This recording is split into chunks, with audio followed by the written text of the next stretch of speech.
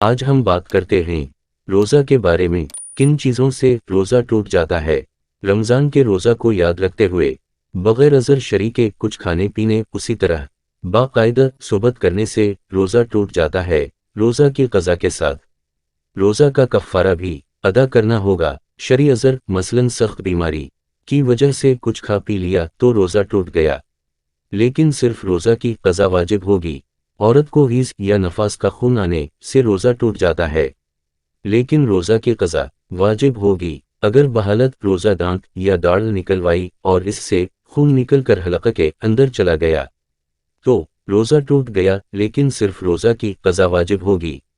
بھول کر کھانے پینے سے روزہ نہیں ٹوٹتا ہے، لیکن یہ سمجھ کر کہ روزہ ٹوٹ گیا پھر قصدہ کھا پی لیا تو روزہ ٹوٹ گیا، لیکن صرف روزہ کی قضا واجب ہوگی۔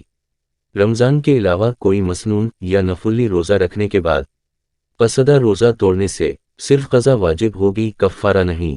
اگر بھوک یا پیاس کی شدت کی وجہ سے جان کو خطرہ لاحق ہو جائے تو روزہ توڑنے سے صرف قضا واجب ہوگی، کفارہ نہیں۔